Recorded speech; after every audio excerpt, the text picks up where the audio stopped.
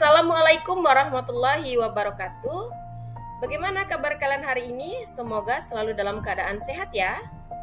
Di dalam video kali ini saya akan menjelaskan petunjuk penggunaan media interaktif bermuatan budaya lokal dengan project based learning dalam pembelajaran bahasa Indonesia.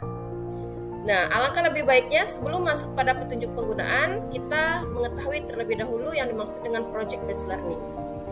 Project based learning adalah model pembelajaran yang dirancang untuk membuat peserta didik terlibat secara aktif dalam merancang dan menyelesaikan proyek yang membutuhkan keterampilan atau real life skill. Proyek ini bertujuan untuk menjawab pertanyaan, menyelesaikan masalah, atau tantangan mengembangkan produk yang erat kaitannya dengan tujuan pembelajaran. Ada 6 sintaks atau langkah di dalam project based learning. Yang pertama, menentukan pertanyaan dasar. Yang kedua, membuat desain proyek. Yang ketiga, menyusun penjadwalan.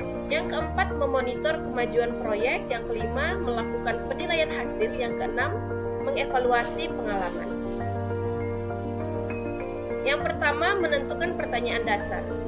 Di dalam pembelajaran project based learning dimulai oleh guru dengan membuat rancangan pembelajaran sehingga menghasilkan pertanyaan atau masalah yang harus dijawab melalui project based learning. Adapun contoh masalah atau pertanyaan dasarnya ialah bagaimana menghasilkan tulisan yang baik dan benar. Sintaks yang kedua, membuat desain proyek. Peserta didik bekerja sama dengan teman kelompok untuk mendiskusikan proyek atau produk yang akan diajukan sebagai solusi dari masalah yang diajukan. Bisa jadi akan ada beberapa kelompok yang memiliki kesamaan ide, namun guru harus memastikan terdapat perbedaan yang cukup besar antara ide dari satu kelompok dan kelompok yang lainnya. Setelah mengajukan ide, masing-masing kelompok akan bekerja sama dalam menyusun rancangan pengembangan produk yang akan disesuaikan dengan jadwal yang telah disepakati bersama antara guru dan peserta didik. Sintaks yang ketiga, menyusun penjadwalan. Jadwal kegiatan adalah pelaksanaan kegiatan yang akan dilakukan oleh peserta didik. Jadwal kegiatan ini berisi informasi mengenai tanggal dan tagihan yang dicapai pada tanggal tersebut. Nah, fungsinya sebagai kontrol bagi peserta didik dalam melaksanakan proyek mereka. Selain itu, jadwal ini adalah alat bantu bagi guru dalam mengevaluasi kekurangan atau tantangan yang didapatkan peserta didik, terutama pada saat pencapaian yang tidak sesuai dengan waktu yang ditentukan. Sintaks yang keempat ialah memonitor kemajuan proyek. Pada proses monitor, guru akan melakukan banyak hal termasuk memberikan pembelajaran yang sesuai dengan kebutuhan peserta didik dalam menyelesaikan proyek yang mereka kerjakan. Bimbingan dilakukan harusnya tidak bersifat langsung menyelesaikan masalah, melainkan tips atau penjelasan seputar konsep yang mereka butuhkan untuk menyelesaikan masalah yang sedang dihadapi. Nah, masalah-masalah yang dihadapi ini akan berada dalam skop-skop kecil dari proyek utama. Nah, dengan demikian proses monitor ini sangat erat kaitannya dengan schedule yang dikembangkan oleh peserta didik. Dengan demikian, guru harus sensitif dengan masalah yang dihadapi masing-masing dari kelompok selama proses pengembangan produk berlangsung.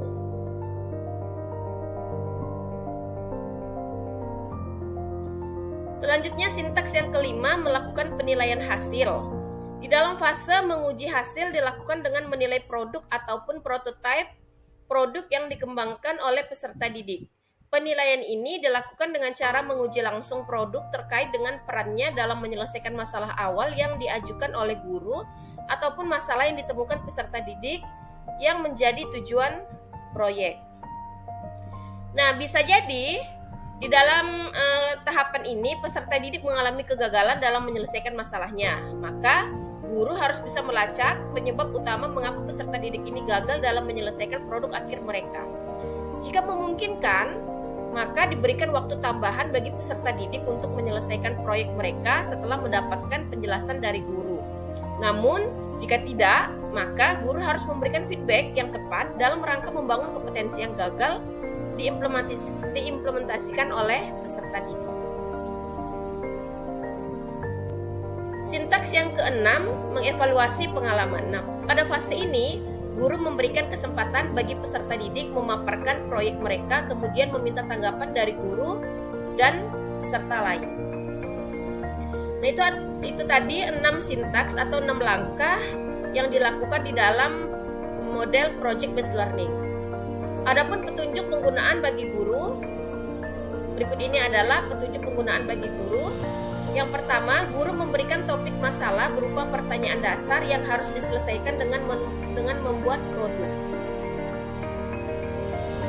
Yang kedua, guru memberikan arahan kepada siswa untuk membuat desain proyek guna pemecahan masalah yang pertama atau pertanyaan yang pertama tadi. Yang ketiga, guru meminta siswa untuk menyusun jadwal kegiatan untuk menyelesaikan proyeknya. Yang keempat, guru memonitor kemajuan proyek yang telah dilaporkan oleh siswa. Nah, yang kelima, guru memberikan kesempatan kepada siswa untuk mengerjakan proyeknya sesuai rencana dan melihat hasilnya.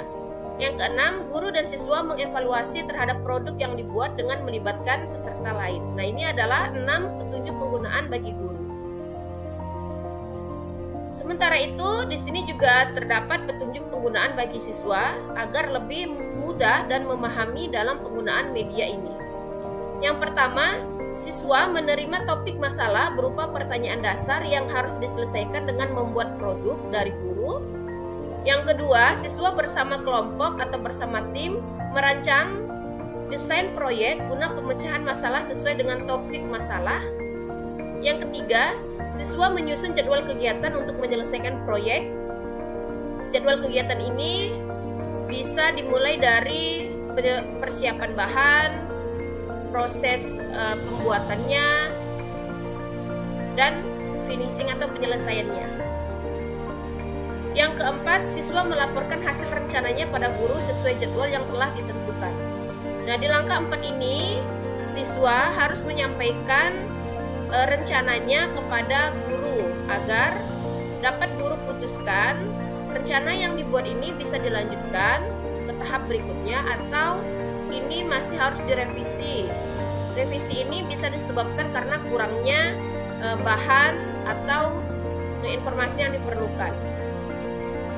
Kemudian di tahap yang kelima, siswa bersama kelompok mengerjakan proyeknya sesuai rencana dan melihat hasilnya. Nah, ini dilakukan setelah mendapat persetujuan dari guru bahwa proyek yang kalian usulkan ini, yang kalian rencanakan ini dapat dilanjutkan. Nah, maka di dalam tahap kelima ini, siswa bersama kelompok mengerjakan proyeknya sesuai rencana dan melihat hasilnya. Tahapan yang keenam atau petunjuk penggunaan yang keenam, siswa bersama guru mengevaluasi terhadap produk yang dibuat dengan melibatkan peserta lain. Nah, ini ada 6 langkah juga yang dapat dilakukan bagi siswa. Berikut ini adalah penjelasan mengenai medianya, petunjuk penggunaan medianya. Jadi pada media ini akan ada tampilan dashboard. Yang pertama itu adalah halaman pembuka terdiri dari logo dan instansi dari pengembangan media ini. Yang kedua ini adalah cover depannya. Kemudian di dalam aplikasi ini akan ditemukan menu bar pada garis 3 di samping nantinya. Nah, di sini ada beberapa menu atau pop-up yang interaktif. Jadi menu-menu ini dapat diklik, dapat dipilih sesuai dengan yang ingin dibuka. Kemudian ada halaman beranda. Di dalam halaman beranda ini terdapat 4 bagian. Yang pertama itu tentang aplikasi. Yang kedua ini petunjuk penggunaan, yang ketiga ada capaian pembelajaran, yang keempat adalah tujuan pembelajaran. Nah, ini letaknya ada di beranda. Selanjutnya ada menu utama. Di dalam menu utama ini terdapat video keterampilan menulis. Kemudian ada materi pembelajaran yang terdiri atas 4 materi, yaitu teks deskripsi, narasi, fantasi, dan prosedur. Kemudian ada video pembelajarannya juga. Dan yang paling bawah itu adalah budaya lokalnya.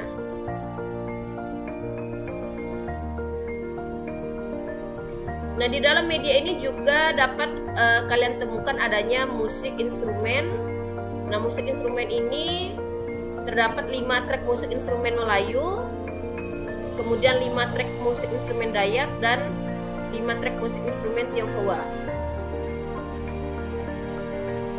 Selanjutnya ada menu lembar kerja peserta didik.